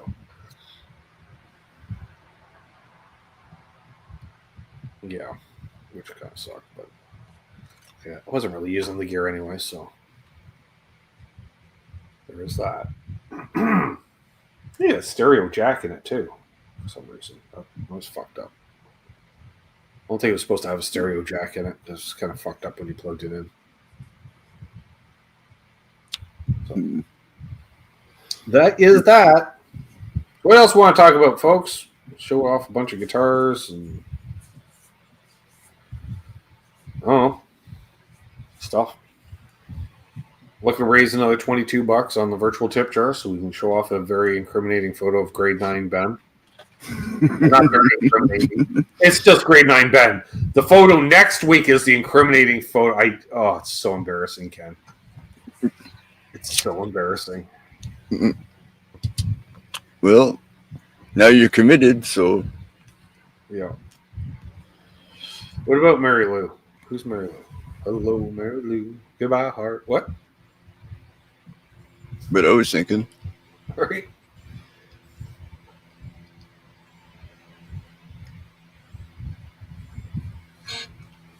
Mm-hmm. The Oak Ridge Boys? Is that the Oak Ridge Boys? That was Elvira. Okay. No.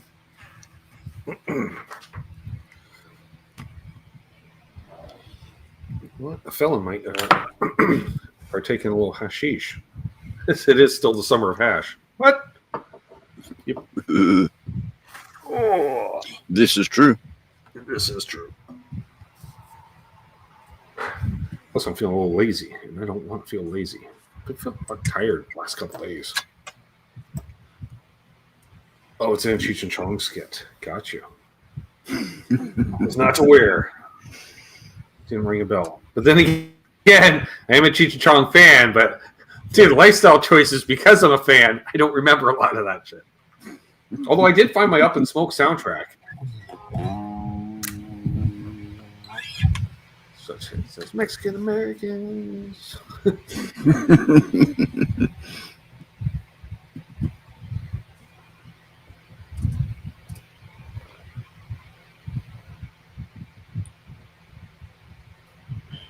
Try that next.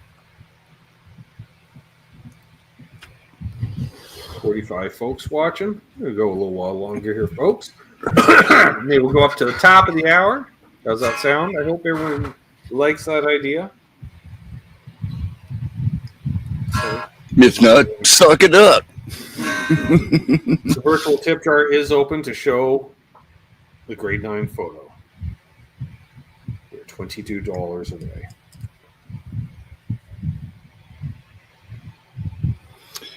Da, da, da, da.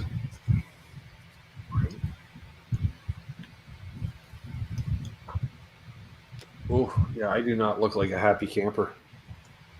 This is It looks like, damn near like, I just say it looks like something after being arrested. I think it's a black and white photo, too. It's not even a color photo. I think next numbers year, on the bottom. right? Oh, yeah, the other one's even worse. That's right, Steve.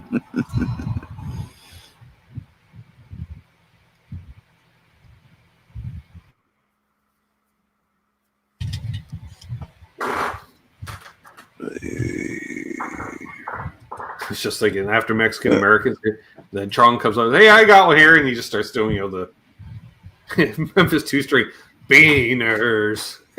We do that band practice. Hey, I got one. You're like, okay, dun dun dun dun, beaners. Zach still has his earbuds. Nice. Earache in my eye. Sure. Soundgarden did a cover of that. Yeah, a few people did covers of it, but I do remember Soundgarden. Yeah. I played Earache my life. Did that for a jam night. Singer wore the tutu. No shit. He was bold enough to state that if you guys learn the song, he'll wear the tutu and sing it. And Jude was an excellent singer. But it was priceless.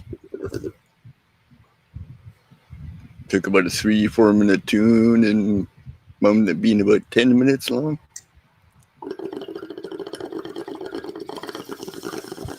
It was great.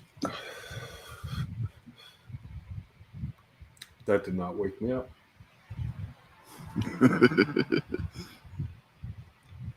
Did something. Surprise! I think I hear the cat. Or I'm just hearing things I don't know.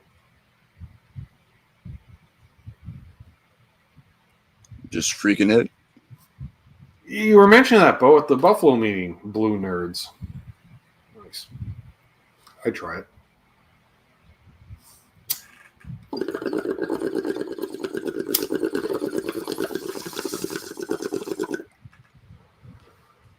So tomorrow night we got Canucks with Guitars.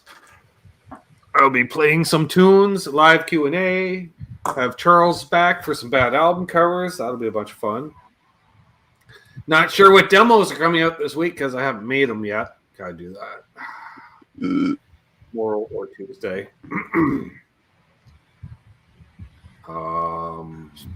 What else? Oh yeah, 1 week from tonight we got Symmetry returning for possibly an edible adventure, and continuing with showing off high school IDs as well. Or no, the really incriminating photo, right? It's a Polaroid. Oofed up. No. It's so cheesy. It's so cheesy. It's so cheesy. Oh. Yeah.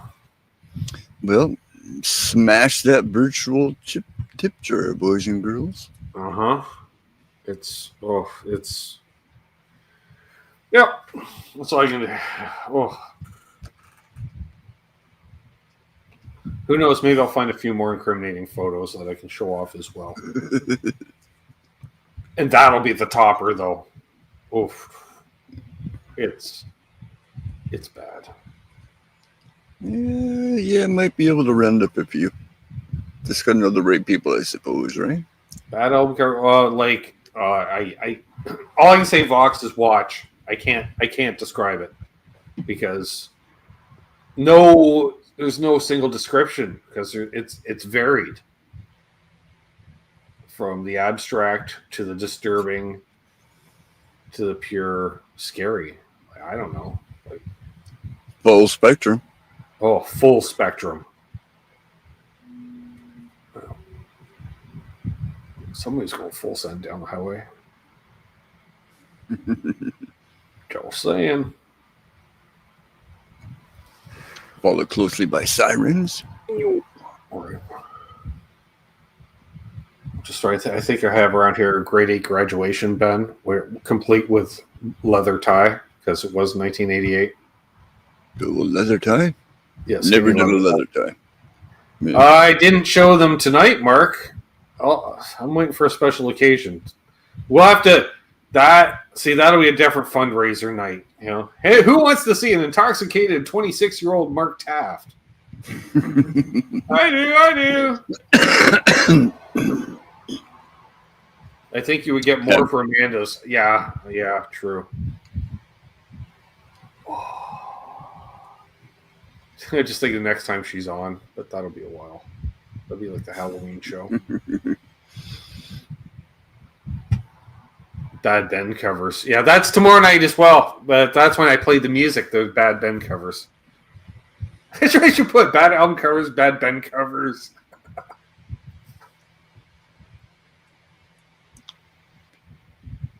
Yeah, the skinny leather tie. Oof, yeah. Possibly wearing, I don't know if I had it in the photo or not, sports jacket with padded shoulders too. Wow. You went all out. 32 years ago, Mark. Steve Brand in the house. Miami Vice. It was shoulder pads. Yeah, well, the 80s. You know, it was still strong. Duran. Ooh. Right. Side parts and shoulder pads and skinny ties, and I think I did black jeans instead of dress pants with the sports jacket too. Possibly pushed up sleeves sport jacket. I believe I did the pushed up sleeves on the sports jacket even. Yeah.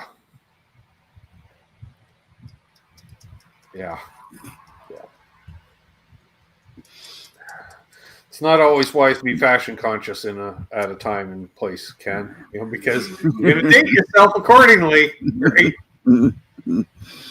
There you go.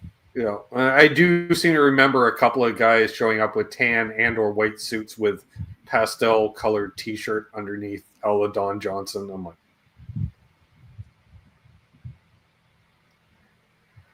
of course I did. What do you drive? A white Volkswagen Beetle?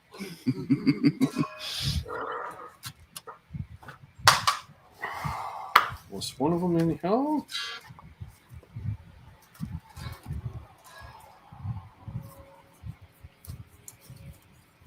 Well, those are all Polaroids, so that'd be two new.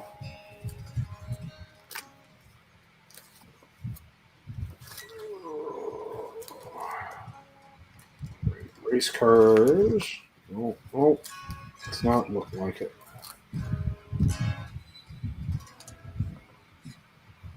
Oh, we could show off 29-year-old, actually 28-year-old Ben as a teaser, Ken.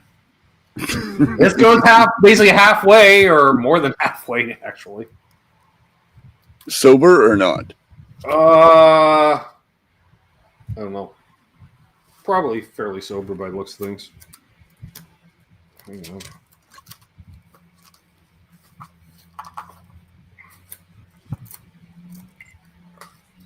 Well, my buddy that I still keep in touch with does all the work on my cars. Here we go, folks. But we're $22 away from grade 9 photo.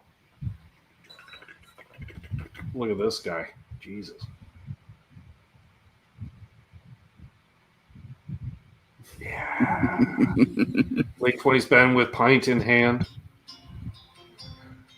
Bowling shirt. Yeah.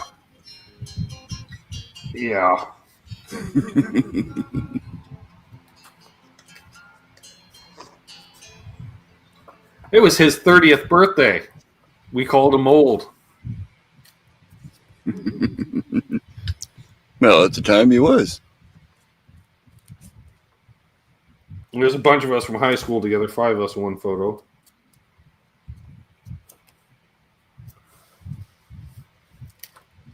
Oh, and a bunch of me with my ex. Yeah, we don't need to see that. Ooh, that was disturbing. When we were young and cute. Oh. Hey, yeah. Jason. Scary bitches. Yeah. Oh, scary, more mental scarring. Emotional damage. Right. But we're 15 minutes away from grade 9 Ben. Virtual tip jar, folks. I'm just saying. We have the ID, we have the date of birth, we have homeroom, we have my student ID number, which I did not know. Wow, that's a bad photo. I almost have bangs. Almost. You're getting there. I did get laid with that shirt, Bo, because she bought it for me. I was like 2002, 2003. Everybody was wearing bowling shirts at that time. And goatees. Everybody had goatees and bowling shirts. It seemed like.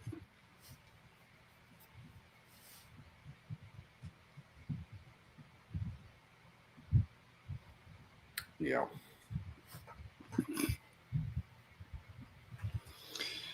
Never did the bowling shirt thing. I used to wear a lot. Well, when I was still doing working in a call center, where it was basically business casual, so you could wear shirts like that with khakis or Dockers of some kind, no jeans. What's up, Lawrence? Good to see you. So you put it the Michael Nielsen 74 video today. Hip and I were talking about it earlier. Uh-huh. Michael Nielsen kid, if he keeps at it, Hip, I think he's going to do some good stuff. Just saying. Perhaps. If I was a betting man, well, how much money I got? Oh, pretty sharp cookie, that boy. Another microphone smack. I wasn't going to say anything, but yep. Just for your headphone listening pleasure. Just for the headphone listeners. Yes, it's from, would have been the photos from the fall of 1988, Mark. Remember, Mark, when I surprised you and I found a photo of you from high school? I wish I still had a copy of it. That was hilarious. I found it. He looked so young. It was like Mark in grade 9 or 10 or something like that. He looked about 12 years old.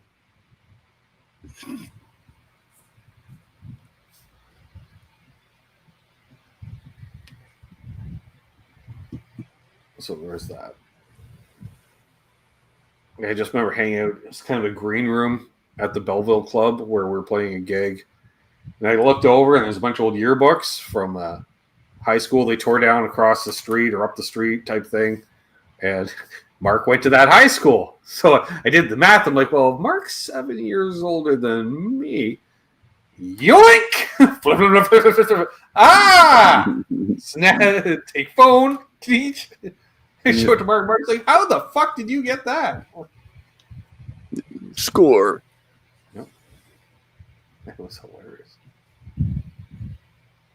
Arfast, did you ever check out the Atomic Bitch Wax?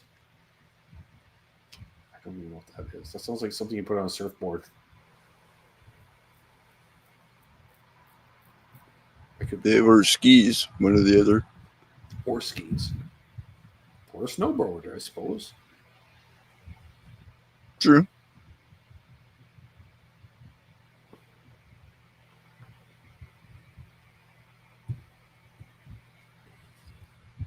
Should have tried that when I was. Mm-hmm.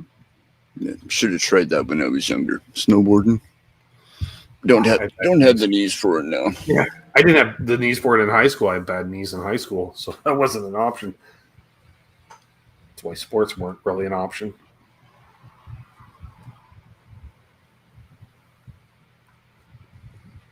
Clearly not, Arf.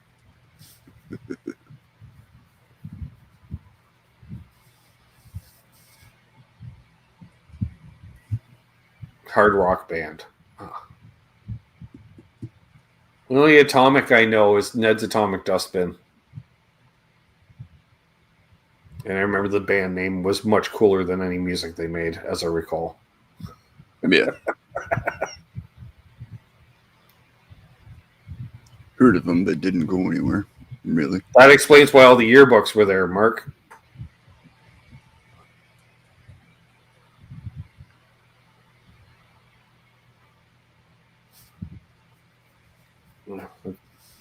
I played a few gigs there and been there for other events as well. Atomic Playboy, Steve Stevens. Right.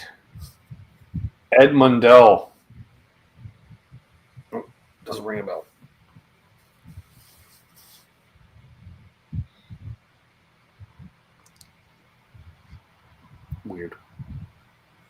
Does ring a bell. That's pre-joining Monster Magnet. Ah, no, Monster Magnet I know. There one song? I know a couple. I'm gonna say. I just remember I dug them when they first came out because they used curly cables in their videos. I was like, props for the Just curly to be cable. different. Yeah.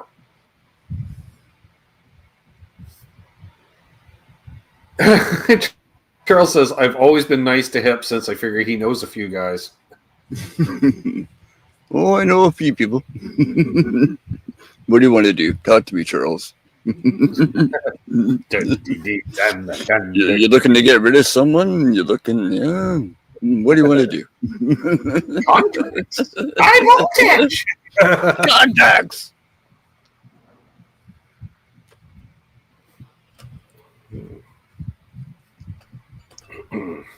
I know you could call them low people in high places. You know what, Ken? I might compromise, and whatever the next donation is, regardless of size, I will show said photo. How about that to wrap things up this evening? I think Charles. How can you guys refuse that? Right? There you go. For any PayPal donation.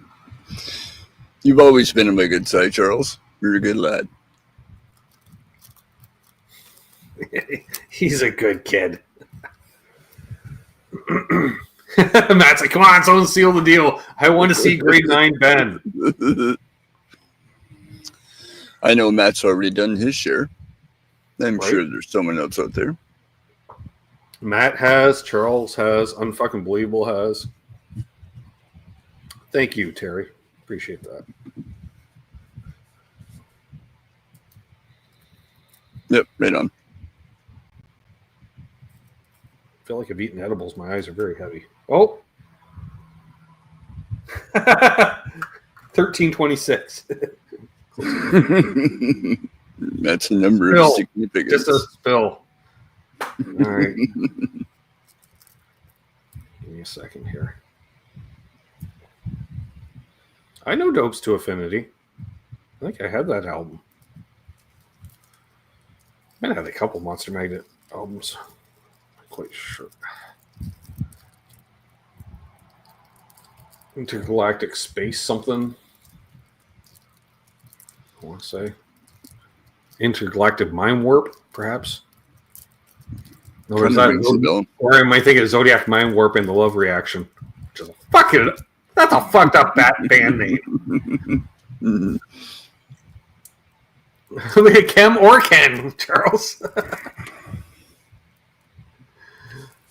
Oh, so sending Chuck the link after the show. I'm just saying that right now. All right.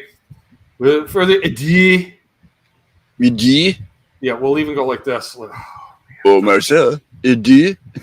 Is it a D or a D? All right, here it comes. All right. Oh, signed even. Yeah, signed even. Screenshot. Is it nice and clean? Oh, there. Let's get it nice and clean.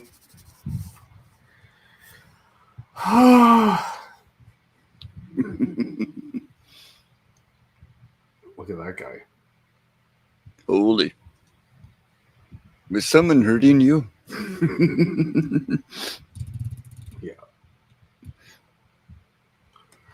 Yeah, there's the full student ID, folks.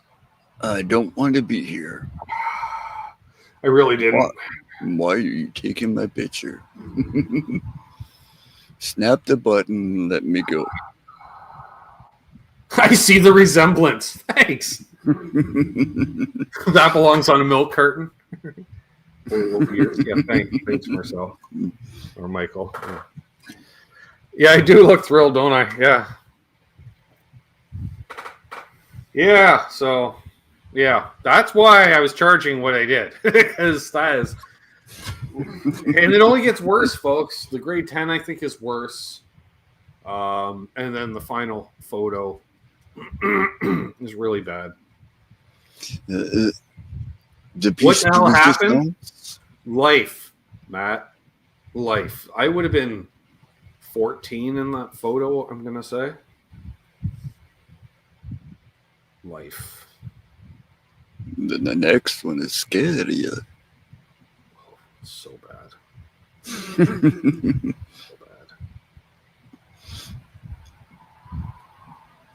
I don't know. Maybe we'll auction off tomorrow night's grade 10 photo for half price. Do $50 tomorrow night, Ken. Yeah. That idea has merit. It does. If you want to see Ben embarrassed, support the cause. Especially, I got the software thing renewal coming up in a few months. Yay! Fuck. There you go. Well, tricky to remember it's coming up and right. Make a choice. Yeah, because this is not cheap. No. We were all once cute kids. Well, maybe not cute.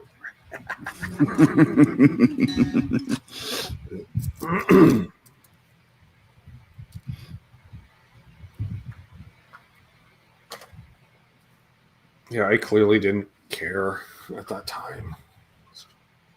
I don't want to play the stupid high school games. Just wearing rock shirts, jeans, and a jean jacket every day. Black jeans and black jean jacket every day. That was grade 9. No, grade 9 was, wow, there's a lot more chicks here. Cool. So grade 9 was all right. You're like, we like the big farm boys. I'm like, oh, you don't like the skinny little rockers? Not little, but skinny. Oof. At that time, I was bass playing, Ben, when that photo was taken, because I picked up the bass that summer, played it until the end of the year, and I started playing guitar January 1st of '89. Chose that day on purpose so I would remember it, Ken. Mental note, etched permanently. Yeah.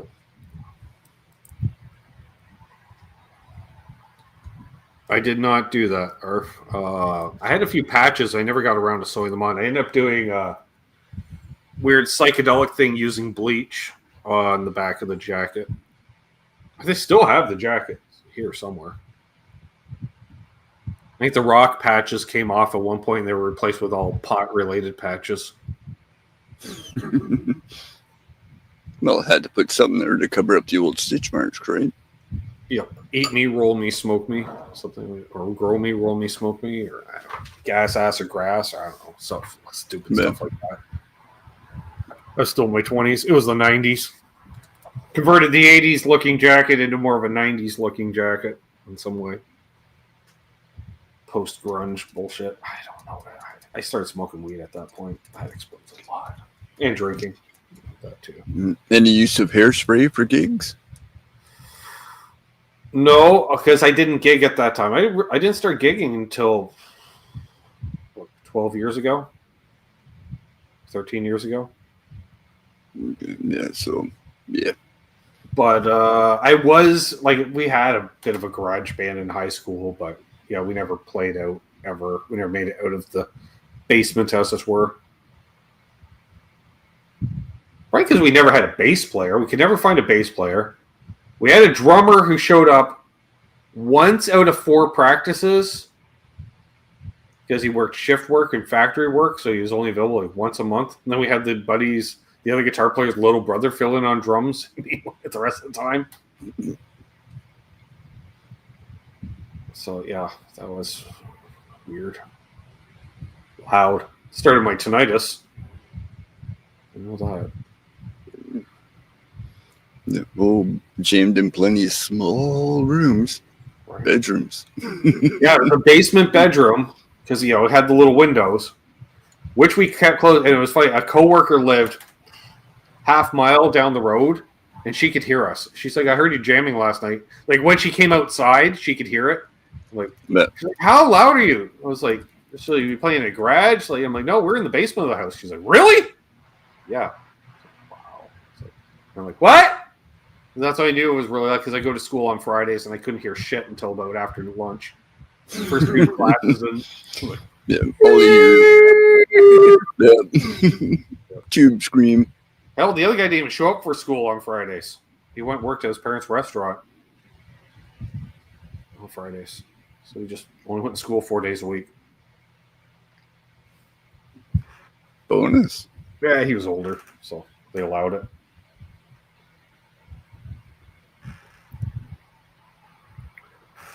It's like I was 16, he was 18 or 19. He had a Hagstrom, like my Les Paul, but a Hagstrom. I was like, ooh, cool. Super sweet. Interesting. Yeah. So there we go. I don't know, folks. It was a good hang. Made it a couple hours. Yeah, man. Thanks for the invite, dude. Always. Thank you for jumping in on short notice. Do appreciate it. Hopefully, we got Trev next week, and then Haas, hopefully from the road in a couple of weeks. We'll see how it goes. Like, especially with the condition of his dad, we don't know if he's going to be going on the road. Oh, he'll have to. He can't cancel his gigs. That financially hurts. So, I'll see everyone tomorrow night with Canucks with Guitars, and I don't know. We'll do the outro with for those who missed the beginning. We'll do the end with the same video. No, let's go with one of my original record. Well, that was an original recording, but the other original recording, we'll go with Greasy Weasel because we can. Ken knows Rock what to on, do. everyone. So as always, folks, hold those doors open. I don't know. Let PC Rich 5881 in heavy in traffic. Brother Tom in the chat. Tommy at the end. Yeah. Cheers, Tommy. Be good to each other. Karma is real. Happy tone chasing.